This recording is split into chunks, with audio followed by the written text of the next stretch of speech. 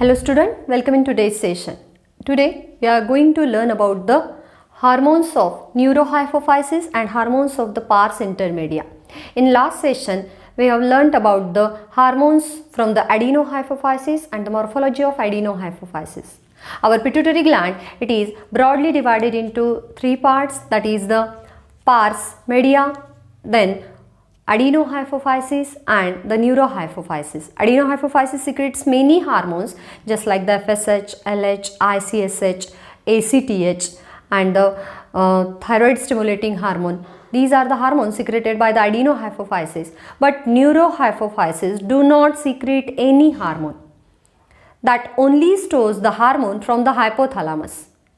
There are three areas of the diencephalon, that is the upper area which is called as epithalamus, the lateral middle area it is called as thalami or the thalamus, and the floor of diencephalon it is called as hypothalamus, and the lower part of hypothalamus having one tip-like structure that is called as pituitary gland, and pituitary gland having the above structure that is called hypothalamus. Hypothalamus contain the basal nuclei and the neurosecretory cells. That neurosecretory cells secretes many hormones which are stored in the neurohypophysis. Pituitary ग्लँडला दोन lobe असतात, एक पुढचा आणि पाठीमागचा. पुढच्या लोबला आपण ॲडिनोहायपोफायसिस म्हणूयात आणि पाठीमागच्या लोबला neurohypophysis. Neurohypophysis it is divided into it is divided into three parts, that is the pars nervosa, infundibulum and the median eminence. There are three parts of the neurohypophysis. Again I will repeat that: pars nervosa, infundibulum and the median eminence. Okay, then pars nervosa, it is the first part of neurohypophysis and it acts as a storage house for the hormones which are secreted by the hypothalamus. That hypothalamic hormones, they are stored in case of a pars nervosa. Pars nervosa फक्त ही एक storage हाऊसची जागा आहे. हायपोथॅलमसमधल्या neurosecretory cells आणि त्यांचे endings पोचतात न्यूरोहायपोफायसिसमध्ये. हायपोथॅलमसच्या cells सगळे hormones तयार करतात, पण ते स्टोअर करण्याची जागा आहे pars nervosa. Okay, then that there are two main hormones which are related with the neurohypophysis, that is the oxytocin and antidiuretic hormone. There are two major hormones which are having the major importance in case of the human metabolism. That is the first we have learnt about the oxytocin. Oxytocin म्हणूयात आपण. It stimulates the contraction of uterus after the convalescing period. आपण म्हणू जो प्रेग्नन्सीचा period आहे जो 3 ट्रायमेस्टरमध्ये divide केला जातो. First trimester containing 3 month, second trimester containing another 3 month, third trimester containing the last 3 month. हा जो 9 महिन्याचा काळ आहे तो संपत आल्यानंतर युटेरस म्हणजेच वूम किंवा गर्भाशय आपण ज्याला म्हणू त्याला कॉन्ट्रॅक्शन निर्माण करण्याचं काम हे ऑक्सिटोसिन करत असतं. That it stimulates the contraction of uterus during the parturition. Parturition, it is the process in which the fully developed baby or fully developed embryo, it is exert throughout the body out of the womb. Uterus किंवा वूमच्या बाहेर फिटसला, बेबीला किंवा बाळाला बाहेर काढणं पूर्ण development झाल्याच्या नंतर त्या प्रोसेसला आपण पार्च्युरेशन म्हणूयात, किंवा आपण म्हणूयात जेव्हा बाळाचा जन्म होतो, जेव्हा गर्भातून आपण म्हणू फिटस बाहेर येत असतात त्या प्रोसेसला पार्च्युरेशन म्हणतो. आणि पार्च्युरेशनच्या वेळेस युटेरस कॉन्ट्रॅक्ट झालं पाहिजे, मसल्सवर स्ट्रेस आला पाहिजे, त्या स्ट्रेससाठी ऑक्सिटोसिन तयार झालं पाहिजे आणि ऑक्सिटोसिन हायपोथॅलमस तयार करतं आणि न्यूरोहायपोफायसिसमध्ये हे ऑक्सिटोसिन स्टोर्ड होतं.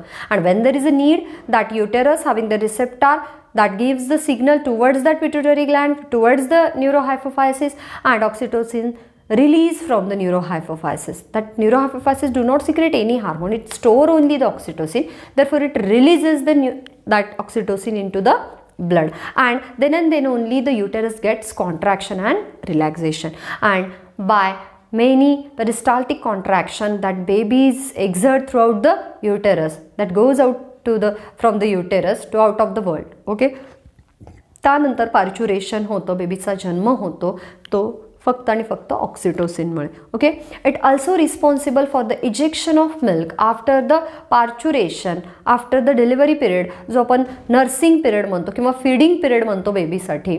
आई जेव्हा मुलांना स्तनपान करत असते त्यावेळेस ब्रेस्टमधून मिल्क इजेक्शन होण्यासाठी ऑक्सिटोसिन पाहिजे. It is also one of the process which is needed the stress or pressure.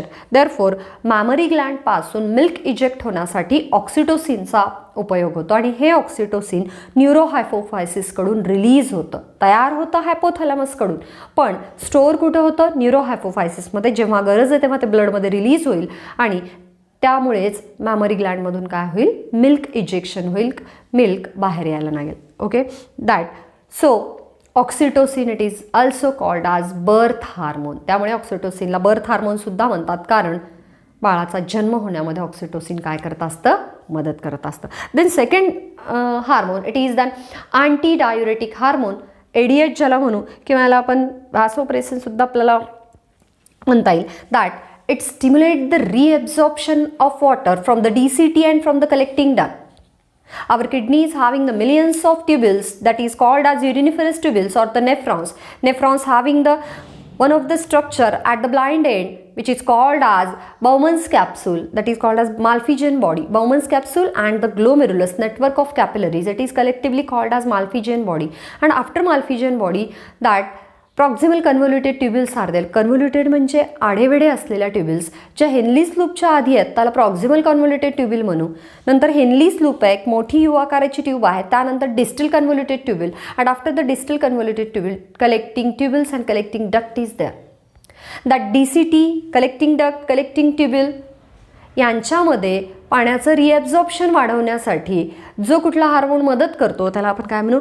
Anti diuretic hormone. It increases the reabsorption of water in DCT and in collecting duct. पाणी आणि मिठाचं प्रमाण व्यवस्थित ठेवलं जातं या DCTमध्येच. DCT पुन्हा बाउमन्स कॅप्सूलच्या बाजूला जाऊन लँड होतात. दॅट DCT आणि कलेक्टिंग डक्टमध्ये वॉटर रिॲब्झॉर्ब करायचं आहे. बघा, वॉटर रिॲब्झॉर्ब कुणाकडून केलं जातं? जेव्हा DCTमधून ग्लोमेरुलर फिल्ट्रेट, शरीरात तयार होणारी युरिन जेव्हा पास होत आहे DCTमधून, त्याच्या बाजूच्या सेल्स पुन्हा पाणी, ग्लुकोज सगळं ॲब्झॉर्ब करून घेतात. जे काय मटेरियल तयार होतं, दिवसभर आपल्या शरीरामध्ये जवळपास 180 लिटर फिल्ट्रेट तयार होत असतं. एवढं फिल्ट्रेट बाहेर टाकून देणं परवडणारं नाही आहे शरीराला. त्यामुळं 178.5 लिटर फिल्ट्रेट जवळपास रिॲब्झॉर्ब होतं बाकीच्या कॅपिलरीच्या सेल्सकडून. Surrounding cells which are surrounds the nephrons, that again reabsorbs that fluid, reabsorbs that water, glucose, NaCl and the needed ions for the body metabolism, and therefore that process is called as selective reabsorption. म्हणजे DCT मधून filtrate जाताना आपल्या शरीराच्या कॅपिलरीच्या cells ह्या पाहिजे ते पुन्हा ओढून घेतात. म्हणजे युरिन ही फक्त 1 ते 1.5 लिटर 1200 ते 1500 ml तयार होते. ओके, त्यामुळे या हार्मोन्सचं फंक्शन काय? Stimulate the reabsorption of water in DCT, in collecting duct, that is the nephron. It is also decreases the loss of water. पाणी जास्तीत जास्त वाया जाऊ नये शरीराद्वारे, म्हणून त्याचं वॉटरचा लॉस डिक्रीज करणं हे कशाचं काम आहे? ADHचं काम आहे. By reducing the urine quantity, by reducing the urine amount. बघा, जेव्हा पाणी वाचवून ठेवायचं आहे, उदाहरणार्थ उन्हाळ्यामध्ये, in summer condition, we have needed the water for transpiration, for cooling the body, for maintaining the temperature of body, then we don't having the frequent urination. आपल्याला परत युरिनेशनला जावं लागणार नाही, त्यामुळे पाणी वाचून राहील. आणि जास्तीत जास्त युरिन क्वांटिटी जर बाहेर पडली शरीरातून तर पाण्याचा काय होतं? लॉस होतो. तर पाण्याचा लॉस जर डिक्रीज करायचा असेल तर युरिनेशनचं फ्रिक्वेन्सी काय करावी लागते? कमी करावी लागते. ओके, तर हे कुणाकडून होतं? ADHकडून होतं. म्हणजेच शरीरातलं पाण्याचं प्रमाण, टेम्परेचर मेंटेन करण्याची प्रोसेस रेग्युलेट करणं हे कोणावर आधारित आहे?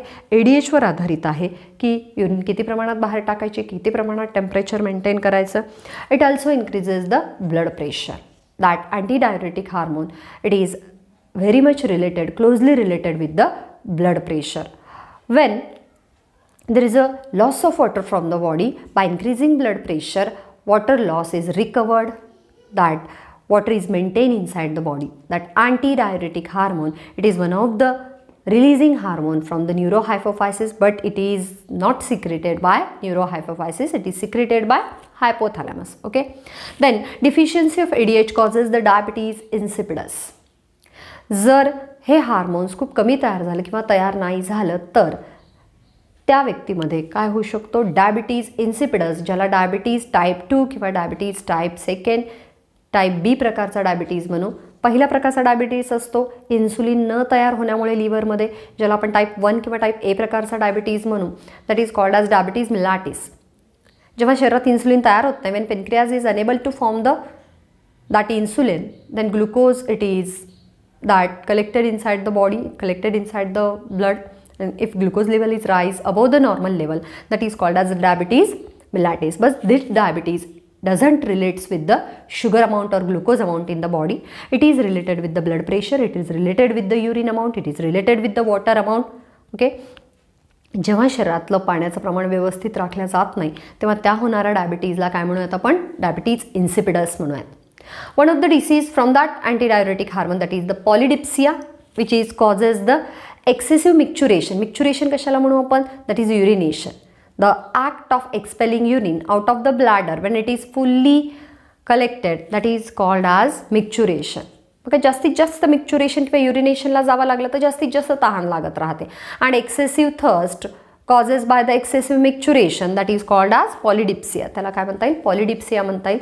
आणि या कंडिशनमध्ये किडनीच्या नेफ्रॉन्सवर प्रेशर एक्झर्ट केल्यामुळे आपण म्हणू की रिड्यूस होतं आहे, लॉस ऑफ वॉटर हा रिड्यूस केला जातो, युरिन अमाऊंट मेंटेन केली जाते. हे जे सगळं मेंटेनन्स आहे हे ADHद्वारे केलं जातं. That are the 2 hormones which are stored by the neurohypophysis. One is that oxytocin, that is also called as birth hormone, vasopressin, and another is ADH, antidiuretic hormone, which is responsible for the maintenance of water and maintenance of urine amount inside the body.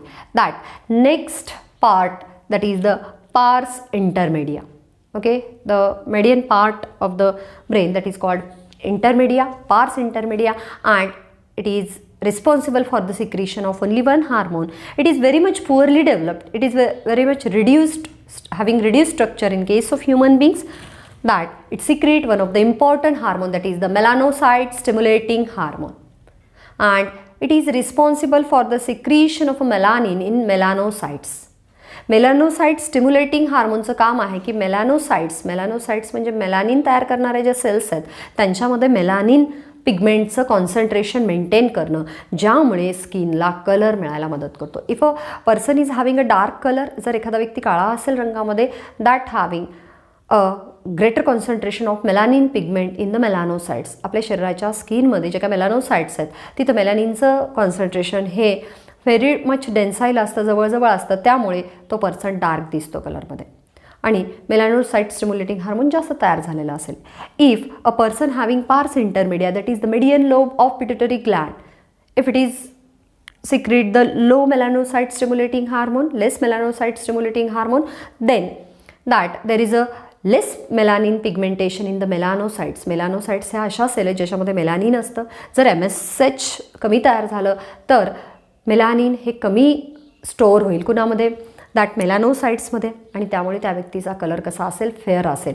जसं जसं fair व्यक्ती किंवा कुठली डार्कही व्यक्ती जर उन्हात सतत फिरल तर उन्हातल्या UV किरणांपासून संरक्षण करण्यासाठी आपली त्वचा हे मेलानिनचं कॉन्सन्ट्रेशन वाढवत असते. काळे चट्टे पडणं किंवा आपण त्याला काय म्हणतो, टॅनिंग झाली त्वचा असं म्हणतो. डिटॅन करणं म्हणजे आपण त्याला मध किंवा काही नॅचरल एजंट वापरून आपण त्याला पहिल्यासारखी परत गोरी बनवणं, त्याला आपण काय म्हणू, डिटॅनिंग करणं. ओके, तर मेलानोसाइट स्टिम्युलेटिंग हार्मोन एक हार्मोन आहे जे ब्रेनच्या पिट्युटरी ग्लँडच्या मेडियन लोबकडून केलं जातं, ज्याला आपण पार्स इंटरमेडिया म्हणू.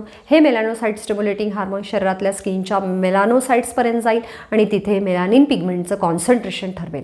जर मेलानिन पिगमेंटचं कॉन्सन्ट्रेशन जास्त असेल तर तो व्यक्ती डार्क असेल, आणि मेलानिन पिगमेंटचं कॉन्सन्ट्रेशन जर कमी असेल तर तो व्यक्ती कसा असेल, गोरा असेल, फेअर असेल. Okay, this is about the melanocyte stimulating hormone secreted by the median lobe of pituitary gland, that is called as pars intermedia. And there are two important hormones, that is the oxytocin and antidiuretic hormone, which is secreted by the hypothalamus, but it is stored in the neurohypophysis, which is divided into 3 parts: pars nervosa, then infundibulum, and that median eminence.